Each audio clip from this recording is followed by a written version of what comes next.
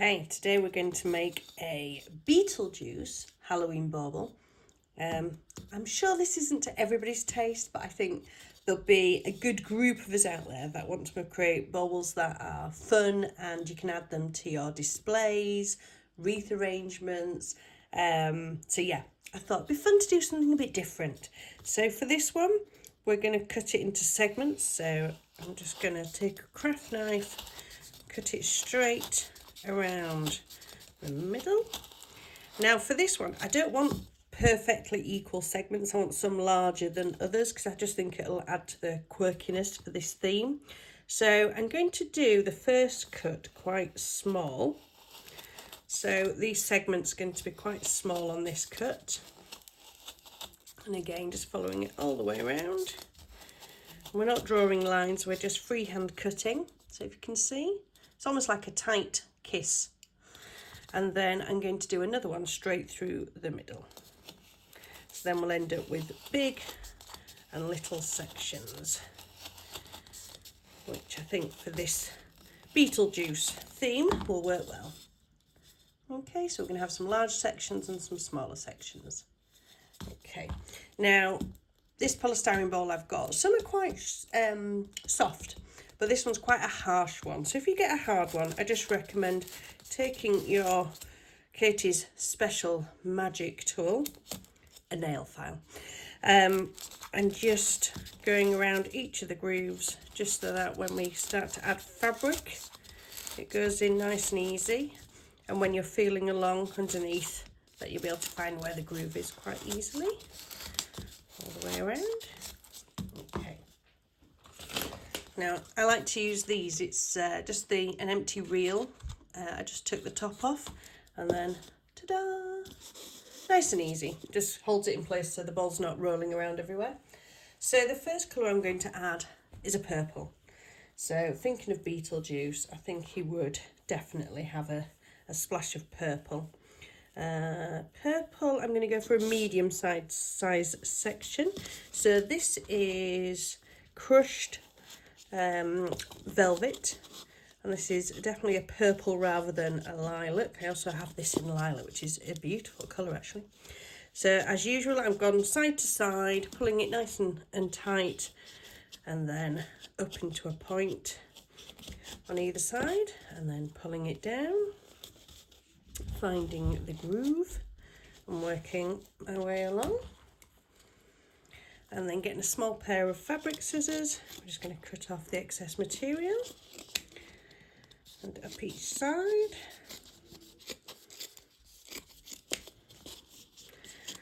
And just any excess, just cut that off. And then we'll push it in. But yeah, this polystyrene ball is slightly harder than the others. This is a 12cm bauble, but 8s and 10s, is it a 12? I think it's 12. Looks like a 12, yeah, 12. 8s and 10s tend to be softer, but as they get bigger, suppliers do seem to have them in a bit more of a harder polystyrene, so just a little bit harder to work with, but anyway. So then I'm going to do the opposite side in purple as well. And I always start with the easiest of the fabrics to use. So I always recommend, if you're starting out, use a crushed velvet because it's got a nice stretch in it. And we pull it right up and push along the grooves. And I will say again, do not cut out, do not use templates or little shapes or measure. Just go freehand in, use a big bit of fabric and just work it in. Because the second you start measuring and cutting out sections, it takes away all the fun and you get stressed. And you end up with loads of pieces of paper and templates that haven't quite made it the right size. And I think you want to give up before you've even started. So take my advice. Just get on with it. Get your material. I use huge amounts of material and just go from there. So, pushing in now on the ends on the other side. I'm assuming if you're watching this that you've probably followed along with some of the other bauble tutorials I've done, but if you're starting from scratch and you want to learn how to do it from doing your very first bauble, basic bauble, up to more interactive ones and different shapes like this, then please do go to my page, and I have a number of tutorial masterclasses for different themes. Please go check them out. Because the more people that check them out and enjoy making them, the more I can keep doing them. And I'm really enjoying doing them. The next one I'm going to do is going to be a circus themed masterclass. The Americans are really loving all the circus themes for Christmas 2026 this year. England, I think we're getting there. I've seen some bits, and we usually maybe a season behind with our decor versus the Americans, but I'm going to do it this year. I'm not going to wait till next year. I'm going to do it this year, and it'll be fun. I've just done the gingerbread one, which is a cute and probably tame, isn't it? Tame for the things we can be creating, like a Beetlejuice bauble. So yeah, I'm going to do a fun circus range. If anybody would like to check that out, it should be available in a week or two. I'm just waiting for all my supplies to come in, so once I get everything there, we'll be able to start on that. Okay, so I'm using the small sections for the green because I think Beetlejuice just has a touch of green. And this green I'm using is it's a bright green. It's not, what do they call it? I forgot now. Not a lime green. It's not like a Grinch green. It's kind of in between. So, and again, if you order greens, you will find there are so many tones of greens available out there. So what I do is, once I've found the colour I like, I don't know if I've got it on this one now. This is quite an old one. Once I find a colour I like, I print off and staple a little tag onto my velvet so I remember exactly what colour it was and where I got it from, because they really change colour depending where you buy them from. So a green in one shop is definitely not a green in another, and a forest green in one is definitely not a forest green in all of them, or the same tone of forest green, I have learnt. And don't even get me started on the number of brown coloured velvet meters I have, all in different tones and textures. Okay, so there we go. And of course, Beetlejuice. We've got to have this. Now the pinstripe, this is cotton with no stretch in it, very firm, which I'd say work with this with a pattern if you're a bit more experienced. And a cotton, yeah, it's not my favourite, but it does look so good.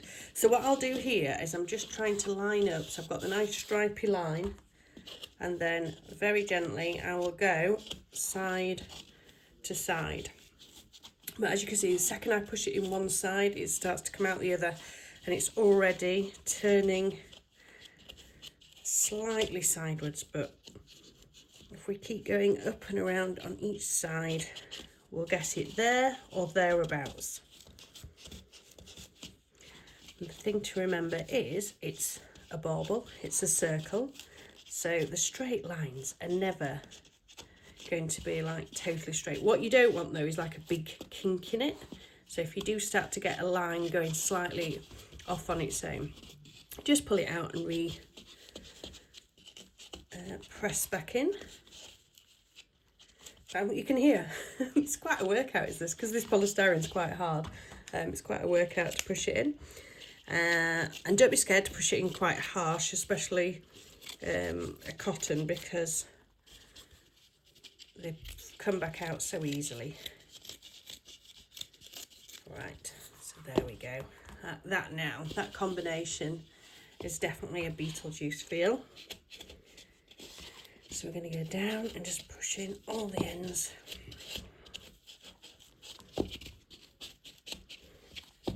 Okay. But something like this, if you can imagine wreath makers, if you're making a wreath, using something like this to really bring your Beetlejuice theme with all your artificial florals or black and white curly picks, ribbons, any of those amazing Beetlejuice heads that people are creating. They look amazing. Scary, but amazing. But yeah, I like Beetlejuice for Halloween because it's not the scariest of themes. I'm a bit of a wuss. I don't watch scary movies, so I don't like them too scary. But I remember Beetlejuice. I like Beetlejuice. It was good fun, that, actually. Is there a new one out? I think there's been a new one, hasn't there?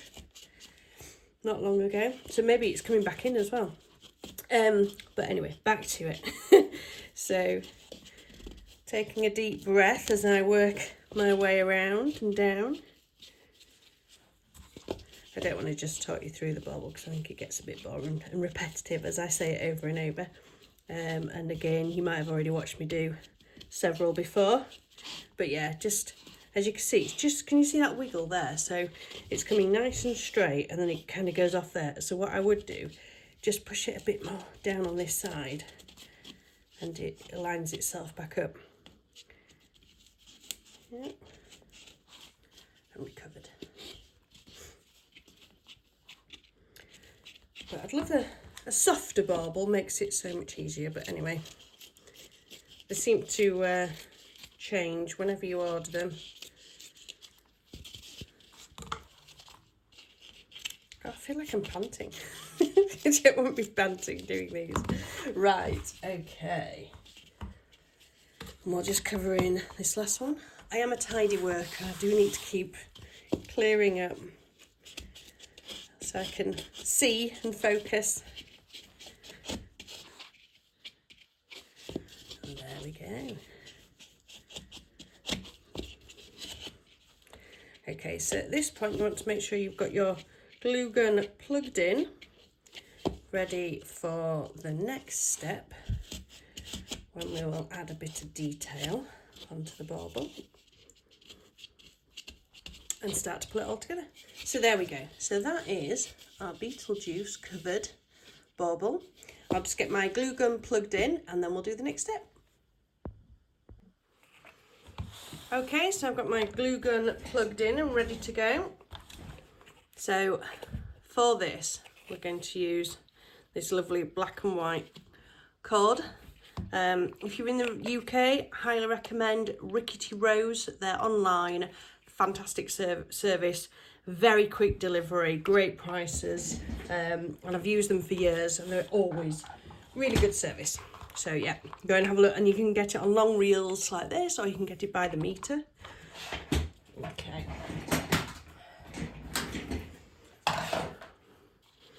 So we're just going to start at the top, a splodge, and then we use the glue gun nose just to push it in between. We're going to just push it down slightly with the nose, and then starting at the top, and just run the cord down. Okay, and down the other side, into the middle, and then all I do is pull the cord tight and just turn the bauble, and it'll go nicely in without over pushing it. And again, I'm going to just glue. So I'm holding the glue gun and I just turn the bauble in my hand. It just gets a nice simple run of glue down there. And look at that. Ooh. I do love this card. And again, around the other side.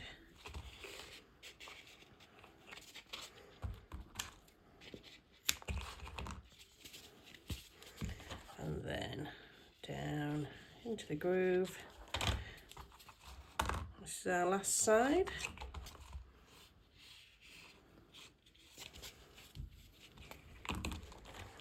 And then down this final side and into the middle.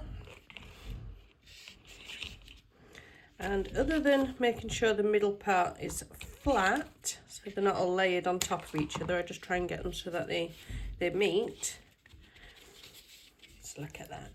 Ooh, Oh, I'll do it like that. It's fun. Okay, so I like to get these little embellishments. I thought that's quite a good ghouly, ghosty one. Do they call them? I'm going to try and say the word, but I can't. It's like CHOC, koyak? No, I can't think how you're saying Cobin. No, I've forgotten it. But anyway, you can get these on Etsy and eBay. So I'm just going to do a nice splodge of glue. So what this does is it will cover up where all our joins meet. And we're just going to put, oh, I forgot to check which is my favourite side. I do want that facing forward, so I'm going to go this way actually. Always find your favourite side and hold it down, get it nice and flat. And there we go, nice clear worktop.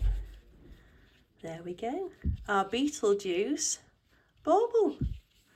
Proving baubles don't have to just be for Christmas. And you could add that into a Halloween wreath design. You could have it as decorations just within your home if you want to put out some Christmas, always on the brain, Halloween decorations. Put it in a fruit bowl with some smaller versions. A tree, if you're into your trees. I think I am going to have to do a Halloween tree this year.